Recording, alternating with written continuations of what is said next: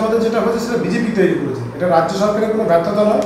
BJP বহিরাগত লোক এনে মুর্শিদাবাদে ঝামেলা বাঁধানোর চক্রান্ত করেছে এবং মুর্শিদাবাদের লোক তা প্রতিহত করেছে। পাশাপাশি প্রশাসনও ভীষণ তৎপর ছিল ওখানে, যার জন্য বড় সড়ো কোনো ক্ষতি হয়। দেখুন, ব্রাত্যবাবু নাটক করেন, অ্যাক্টিং করেন, নাটকের স্ক্রিপ্ট লেখেন। আমার মনে হচ্ছে ওই মুডেই আছেন তিনি এখন।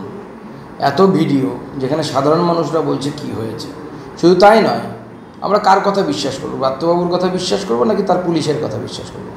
তার পুলিশ গতকাল হাইকোর্টে হলফনামা দিয়ে, হাইকোর্টে পুলিশ তাদের যে বক্তব্য রেখেছে সেই বক্তব্যতে পরিষ্কার বলছে যে সাজুর মোড়ে 4 থেকে 5 হাজার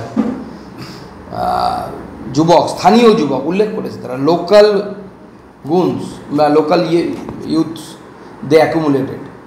এটা পুলিশ লিখছে, আমার কাছে তথ্য প্রমাণ আছে, আমি গতকাল মিডিয়াকে দেখিয়েছি কলকাতাতে। তো তাদের পুলিশ বলছে, কে মিথ্যেবাদী? হয় রাজ্যের পুলিশ মিথ্যেবাদী, অর্থাৎ পুলিশ মিথ্যেবাদী মানে পুলিশ মন্ত্রী মিথ্যেবাদী, মমতা বন্দ্যোপাধ্যায় মিথ্যেবাদী, না ব্রাত্য বসু মিথ্যেবাদী? কোনটা?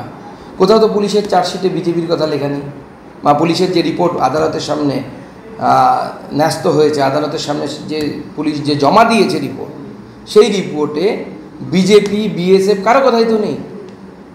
আছে কার কথা? আছে স্থানীয় হুলিগানসদের কথা, যারা এই কাজটা করেছে। এবং ব্রাত্যবাবু পুরো বিষয়টা থেকে চোখ ঘোরানোর চেষ্টা করছেন কলকাতার বুদ্ধিজীবীদের, কলকাতার মানুষদের। তারা যদি বোকা হয়, আবার 1946 গ্রেট ক্যালকাটা কিলিংসের সম্মুখীন হতে হবে, বাড়িঘর ছাড়া হতে হবে। কলকাতায় আপনার যত বড়ই আবাসন না থাক না কেন, 14 তলাতে থাকুন বা 40 তলাতে থাকুন, সেই তলা থেকে নেমে পালাতে হবে। আজকে গ্রাউন্ড যাচ্ছেন রাজ্যপাল। গতকাল তিনি আশ্রয় শিবির ঘুরেছেন, সেখানে আশ্রয় শিবিরে মহিলারা তাকে বলেছেন যে স্থায়ী ক্যাম্পের দাবি করেছিলেন। আজকে তিনি ধুলিয়ানের যে সমস্ত এলাকা বা শামশেরগঞ্জের যে সমস্ত এলাকা, সেখানে তিনি গ্রাউন্ড জিরোয় যাবেন।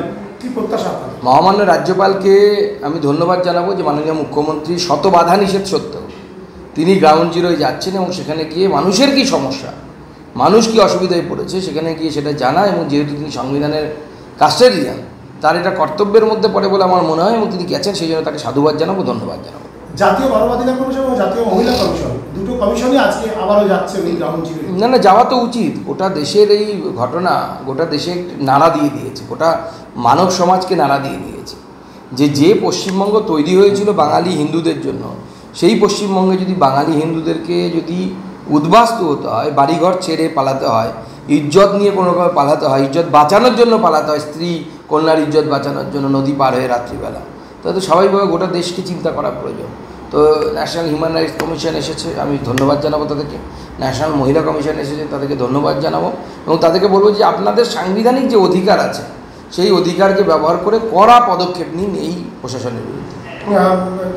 26-এ বিধানসভা নির্বাচন, তার আগে বিজেপি একাধিক প্রকল্প নিচ্ছে, যেমন গ্রাম চলো অভিযান, তারপরে কেন্দ্রীয় নেতৃত্ব বলছে সংগঠন বাড়াতে। এবং এরকম কি কোনো নির্দেশ আসছে যে মুর্শিদাবাদ বা এরকম যে ঘটনাগুলো ঘটছে, সেই ঘটনাগুলোকে নিয়ে আন্দোলনে শুরু করার এরকম কোনো? না, আন্দোলন তো আমরা আগেই ঘোষণা করেছি, আমরা চালাবো।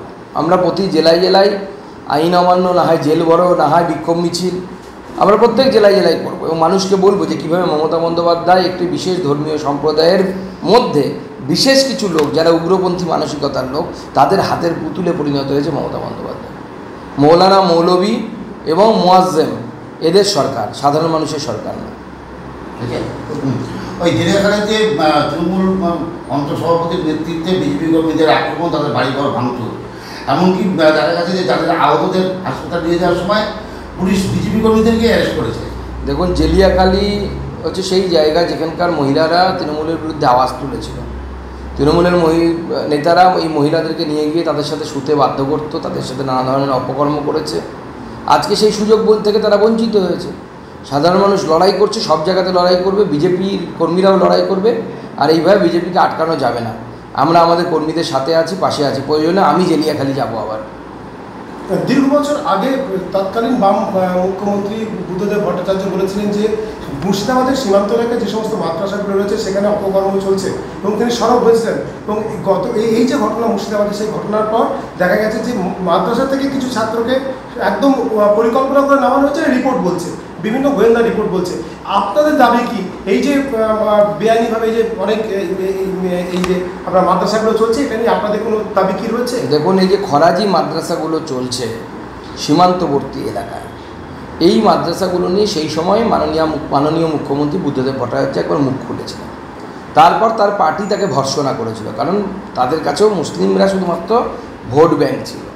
আমার মনে হয় দেশের স্বার্থে, দশের স্বার্থে এই খরাজি মাদ্রাসাগুলো সীমান্তে তাদের উপর নজরদারি রাখা উচিত, এবং যে মাদ্রাসার এই ইনভলভমেন্ট পাওয়া যাবে এই ধরনের দাঙ্গাতে, সেই মাদ্রাসা বন্ধ করে দেওয়া উচিত, সিল করে দেওয়া উচিত, সেই মাদ্রাসা চলতে দেওয়া উচিত নয়।